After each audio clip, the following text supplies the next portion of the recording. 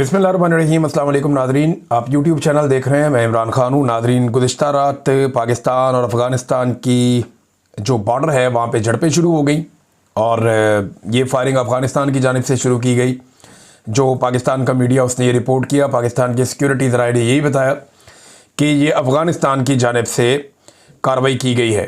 अच्छा, इसमें जो इंटरनेशनल मीडिया है वो भी यही कह रहा है कि ये अफ़गानिस्तान की पहले रिटेलिएशन है, और वो रिटेलिएशन का लफ्ज़ इसलिए इस्तेमाल कर रहे हैं कि आज से 2 दिन पहले पाकिस्तान ने काबुल के नज़दीक एक अटैक किया था, जिसमें पाकिस्तान के सिक्योरिटी ज़राए ये दावा कर रहे थे कि टीटीपी के सरबराह को नूर वली महसूद को मार दिया गया है, लेकिन अभी तक उसकी कोई कंफर्मेशन अफ़गानिस्तान से बाद में आई नहीं। कुछ और दहशतगर्दों का नाम लिया गया, लेकिन वो दहशतगर्द 2018 और 2019 में, यानी आज से 7 और 8 साल पहले मारे जा चुके हैं और उनकी खबरें मरने की पहले ही चल चुकी हैं।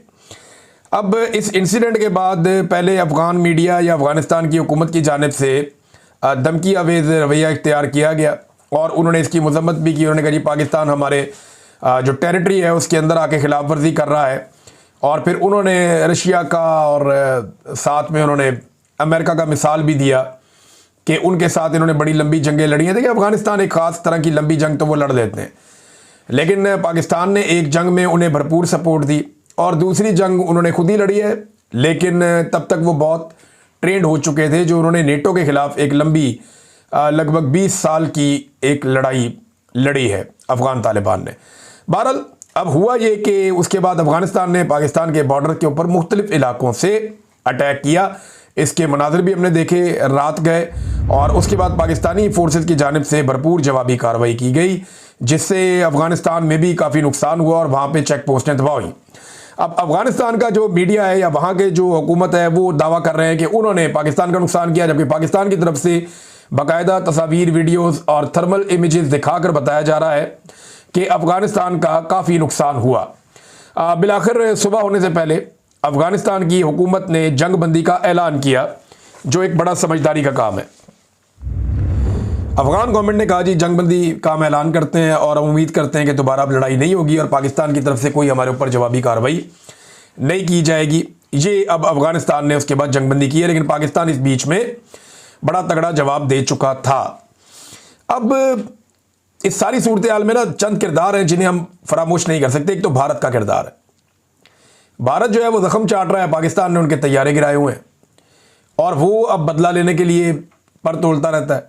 और ये देखिए, हमला भी उस वक्त हुआ जब अफगान वजीर खारजा अमीर मुत्तकी वो भारत के दौरे पर है। ये बड़ा एक अजीबोगरीब टाइम है कि अफगान वजीर खारजा भारत के दौरे पे है, तब एक एयर स्ट्राइक होती है अफगानिस्तान में, उसके बाद भारत के अंदर उनका दौरा है और उस बीच में फिर बॉर्डर के ऊपर टेंशन हो जाती है और अफगान फोर्सेज और पाकिस्तानी फोर्सेज के बीच में पहली मरतबा इस लेवल की टेंशन हुई है और इतनी फायरिंग का तबादला हुआ है, शेलिंग का तबादला हुआ है। पाकिस्तान की जानिब से अटलरी का भी इस्तेमाल किया गया। तो भारत के अंदर बहुत सारे लोग बगले में जा रहे हैं, खुश हो रहे हैं, एंजॉय कर रहे हैं कि जी पाकिस्तान की अफगानिस्तान के साथ लड़ाई लग गई। देखें, एक बात भारत को भी समझनी चाहिए, अफगानिस्तान को भी, अफगानिस्तान के पास कोई रवायती फौज नहीं है। उनके पास वो मिलिट्री वेपन्स भी नहीं है जो एक फौज के पास होते हैं, वैसी अटलरी भी नहीं है, टैंक्स भी नहीं है।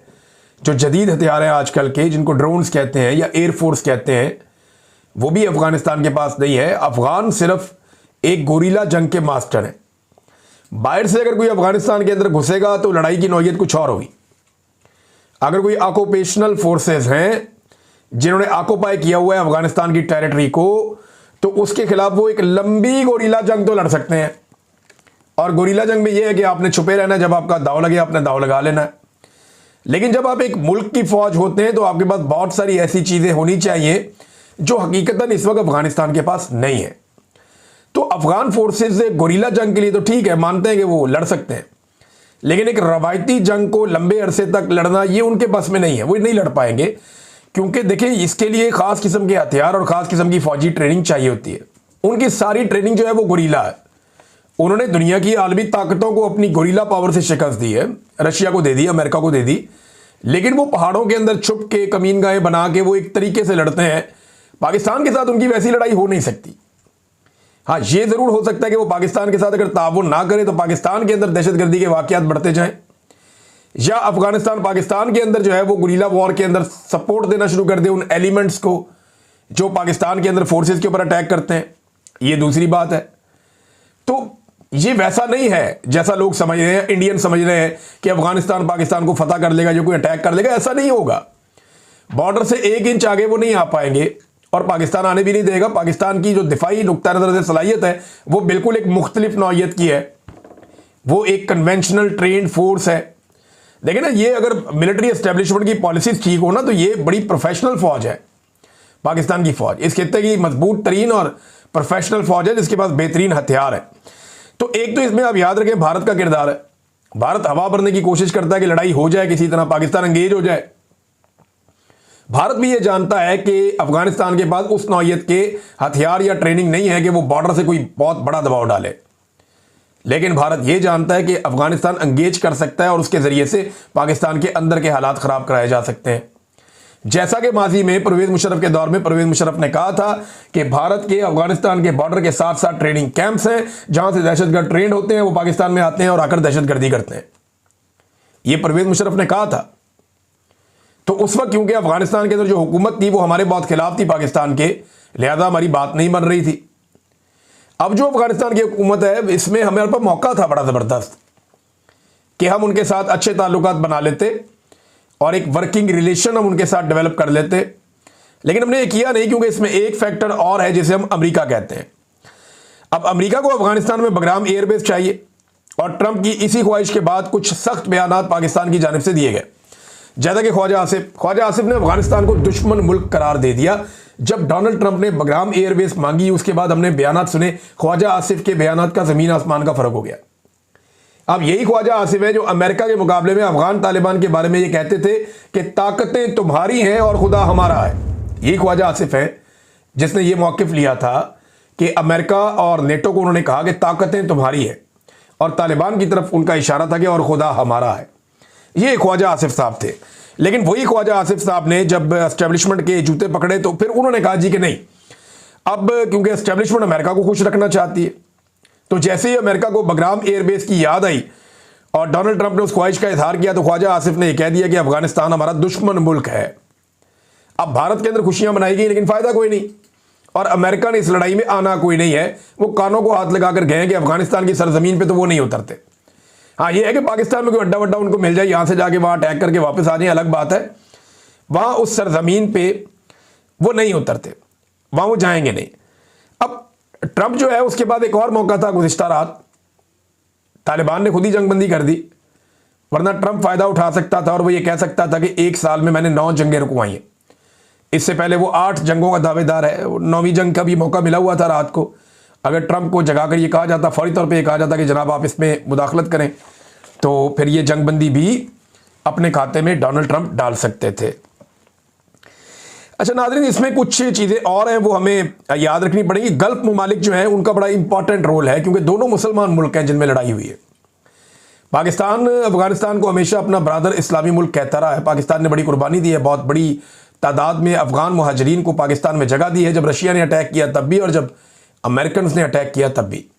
ये मिलियंस के अंदर लोग पाकिस्तान में रहते रहे और वापस भी गए हैं। तो पाकिस्तान इनके साथ बेहतरीन ताल्लुकात बना सकता था, रख सकता था, लेकिन पाकिस्तान का वज़ीर ख़ारजा जो बिलावल था, इमरान खान का रिजीम चेंज हुआ तो इमरान खान का नुक्ता नज़र था कि अफगानिस्तान के साथ ऐसा ताल्लुक बनाया जाए कि दहशतगर्दी का मसला हमेशा ख़त्म किया जाए और उस पर काम हो रहा था। लेकिन बिलावल ने पूरी दुनिया का ट्रैवल किया, अफगानिस्तान का ट्रैवल नहीं किया। और गल्फ ममालिक की जानिब से 2 ममालिक का स्टेटमेंट मेरे सामने पड़ा हुआ है, एक सऊदी अरब का और एक ओमान का। ओमान में जो है वो उनके बहुत बड़े जो आलिम हैं जो सरकारी उनकी जानिब से, और दूसरी जानब सऊदी अरब का भी एक सरकारी स्टेटमेंट है और उन दोनों ने जंगबंदी का कहा और दोनों ममालिक को कहा कि आप आपस में बातचीत कर लें। अब ये जो तालिबान हैं जिनके साथ पाकिस्तान की झड़प हुई है, ये पाकिस्तान ने तैयार की है, ये बात हमें याद रखनी पड़ेगी। अमेरिका के और गल्फ ममालिक के कहने पर या नेटो ममालिक जो थे उनके कहने पर हमने इन तालिबान को यहाँ पे तैयार किया था। पाकिस्तान में दुनिया भर से इनको इकट्ठा किया था, अफगानिस्तान से हम इनको यहाँ पे लेकर आए थे। ये पाकिस्तान के मदारिस में तालीम हासिल करते थे, पाकिस्तान को बहुत सारे डॉलर्स मिलते थे, हमने इनको ट्रेनिंग दी, इनको हथियार दिए, इनको हथियार चलाना सिखाया, इनको जंगी हिकमत अमली सिखाई।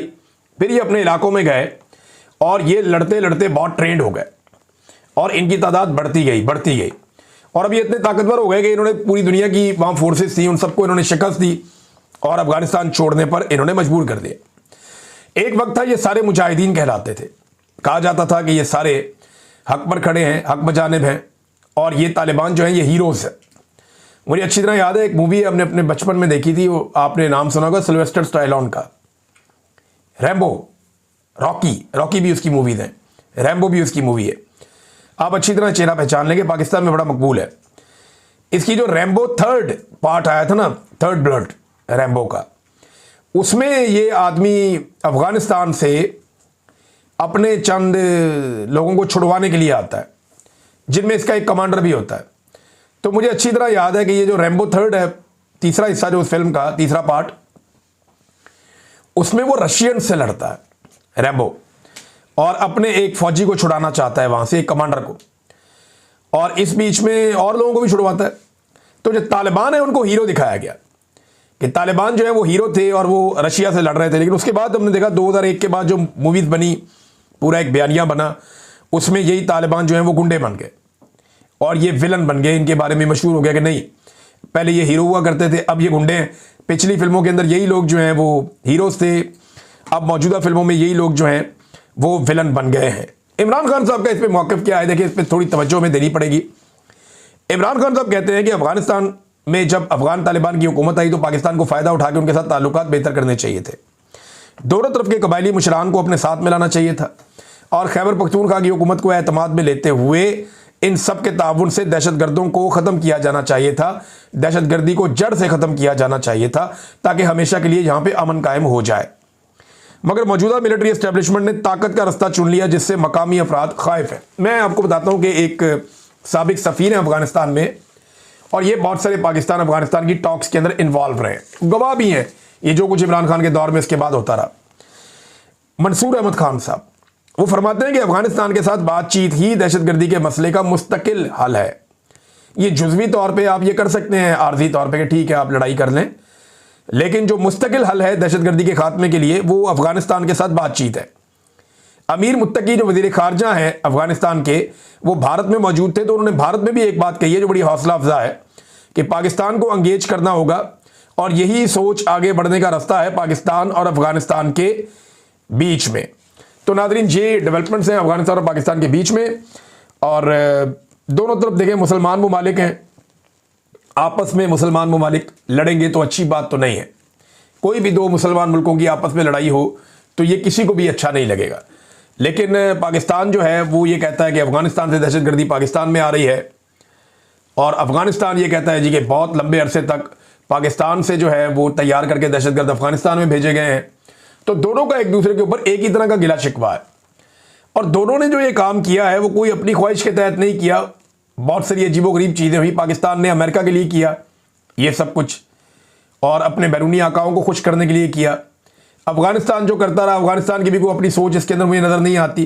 तो दोनों ममालिक को होश के नाखून लेने चाहिए। अब यहाँ पाकिस्तान में कुछ लोग नफरत बेचना और बांटना शुरू हो गए हैं कि नमक हराम है, ये करो वो करो, मार दो, जान से मार दो। ऐसा नहीं चलता, ममालिक के बीच में चीज़ें गड़बड़ हो जाती हैं। पाकिस्तान का एक बहुत बड़ा दुश्मन मशरकी बॉर्डर के साथ बैठा है जिसका नाम भारत है। तो आपने अपने आप को हर तरफ नहीं फंसाना, आपने चाइना से, ईरान से, अफगानिस्तान से, तीनों ममालिक से अपने बेहतरीन ताल्लुकात रखने हैं। अगर भारत के साथ आपके ताल्लुकात अच्छे हो जाएं तो बहुत अच्छी बात है, अगर नहीं होते तो बाकी तीन ममालिक से आपके ताल्लुकात अच्छे होने चाहिए, बुरे ताल्लुकात नहीं होने चाहिए, और ये पाकिस्तान की हुकूमत की पॉलिसी होनी चाहिए। मगर देखें इस वक्त क्योंकि एस्टेब्लिशमेंट के दिमाग में और बहुत सारी चीज़ें चल रही होती हैं, और जब भी कभी एस्टेब्लिशमेंट की क़यादत के दिमाग में ये बात आ जाए ना कि उन्हें एक्सटेंशन चाहिए, तो फिर उन्हें कुछ दिखाई नहीं देता जब तक उन्हें एक्सटेंशन नहीं मिल जाती। सियासत में मुदाखलत अगर फ़ौज ना करे तो मैं फिर आपको कह रहा हूँ कि खित्ते की बेहतरीन फ़ौज है, बेहतरीन हथियार हैं, लेकिन हर मसले का हल जो है वो लड़ाई नहीं है। मसाइल का हल जो है वो दिमाग से भी करना चाहिए, कोई चीज़ खारजा पॉलिसी भी होती है। नाज़रीन, तहरीक लब्बैक के बारे में जो डेवलपमेंट है वो मैं आपके सामने रख देता हूँ। तहरीक लब्बैक का लॉन्ग मार्च GT रोड पर आगे की तरफ बढ़ रहा है, गुजरावाला की सराउंडिंग में कहीं पे इस वक्त होगा, और उनके ऊपर टॉर्चर भी किया जा रहा है, उनके लोग गिरफ्तार भी किए जा रहे हैं। बाद औक़ात ऐसे मनाज़र आते हैं कि तहरीक लब्बैक के लोग पुलिस को मार रहे हैं, बाद औक़ात पुलिस को घेरा डाल लेते हैं, बाद औक़ात पुलिस वाले छोड़कर चले जाते हैं, बाद औक़ात पुलिस वाले उन्हें मारते हैं, उनको गिरफ्तार कर लेते हैं। कोई 65 के करीब लोग इतला ये खबर के मुताबिक फिर गिरफ्तार कर लिए गए एक हल्ले में। तो गिरफ्तारियां हो रही हैं और 11 लोग शहीद हो गए, ये उन्होंने दावा किया तहरीक लब्बैक वालों ने। और उन्होंने कहा बहुत सारे लोगों को गोलियां भी लगी हैं, सीधी गोलियां भी हमें मारी जाती हैं। इसमें एक खबर जो है वो मुझे, क्योंकि ये आपको खबर इसलिए बतानी है कि पिछले वीलॉग में मैंने आपको बताया कि साद रिजवी और उसकी फैमिली को, उसकी जो खवातीन है घर की और बच्चे, उन्हें उठा लिया था लॉ इन्फोर्समेंट ने। तो अच्छी बात यह है कि कुछ इतलात के मुताबिक इन खवातीन को छोड़ दिया गया, लेकिन इनको उठाना, खवातीन की तस्लील करना, चादर और चार दीवारी का तकद्दुस पामाल करना, ये इंतहाई मायूब बात है।